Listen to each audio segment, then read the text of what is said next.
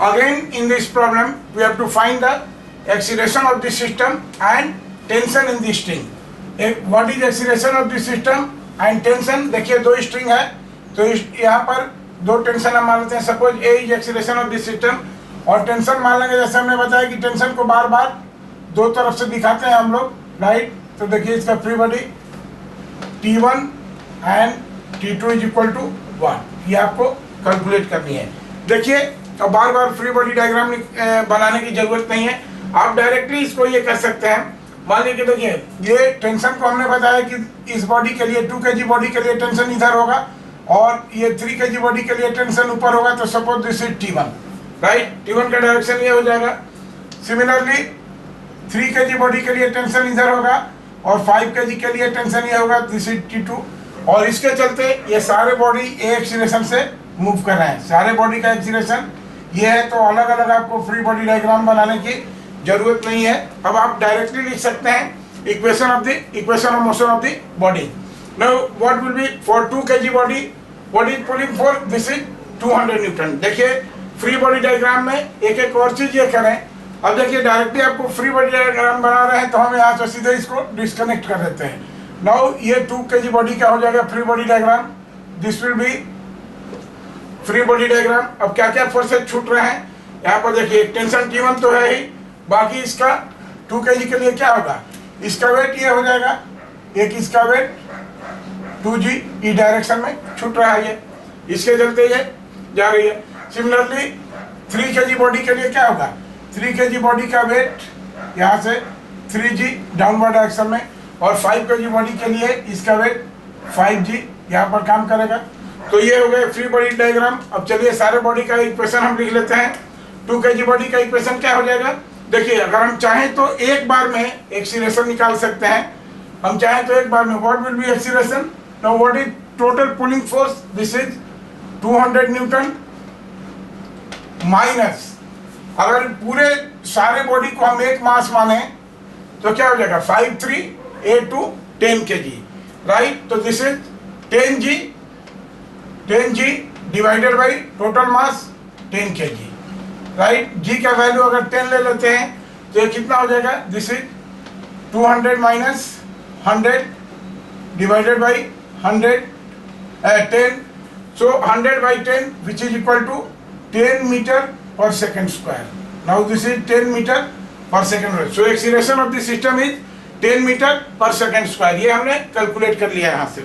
और नहीं तो चाहे तो इस एक्सीलरेशन को हम इनका इक्वेशन ऑफ मोशन लिख करके भी कर सकते हैं. जैसे फॉर 2 kg बॉडी का अगर हम इक्वेशन ऑफ मोशन लिखे तो क्या हो जाएगा, देखिए इसके लिए pulling force 200 minus opposing force T1 and 2g. तो pulling force 200, this is 200 minus ये क्या हो जाएगा T1 और माइनस 2g. g का वैल्यू सीधे 10 ले लेते हैं, या g ही रखना है 2g रख देते हैं. This will be equal to how much, 2 into a. So this will be equal to 2a. This is equation number 1. Now same for equation of 3 kg body. तो क्या हो जाएगा, इसके लिए पुलिंग फोर्स क्या है T1. तो दिस विल बी T1 और माइनस अपोजिंग फोर्स क्या है T2. तो देखिए यहाँ पर हम लिख देते हैं this is T1 minus opposing force हो गया T2, right. T1 minus T2 और minus 3g is equal to कितना 3 into A. This is equation number 2.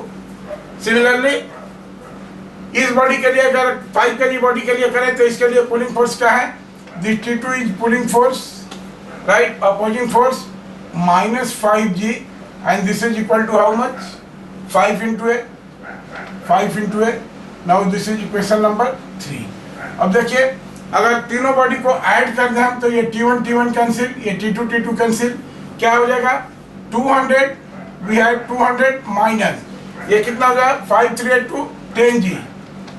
10g is equal to 5 3, this is 10a and we have a is equal to how much. देखिए ये 200g का value और 10 रख दें तो 100 हो गया. 200 minus 100 is 100 divided by 10 which is equal to 10 metre per second square. यही आ गया जो ये था अपवर्ड डायरेक्शन में. और तब यहाँ से हम चाहें तो we can find here T2 T2 का वैल्यू कैलकुलेट कर सकते हैं। T2 is equal to how much, 5 है, A का वैल्यू 5 है, तो 5 है के जगह हो गया 50, 5 10 जो 50, और ये क्या हो जाएगा, देखिए ये इधर जाएगा तो this will B plus 5G, G का वैल्यू भी 10 है तो this is 50, so this will B 100 Newton. T2 is 100 Newton. और T1 की बात करें इक्वेशन नंबर 1 से, देखिए इक्वेशन नंबर 1 से हम T1 की बात करें तो सीधे T1 कितना हो जाएगा, we have T1 is equal to this 200, T1 उधर चला गया, -2, G का वैल्यू 20 तो -20, राइट। और ये देखिए -20, और ये देखिए 2A का वैल्यू भी 10 है तो -20, तो 200 minus 40 that is 160 newton. So we have, ये आंसर हो गया हमारा T2, ये आंसर हो गया T1।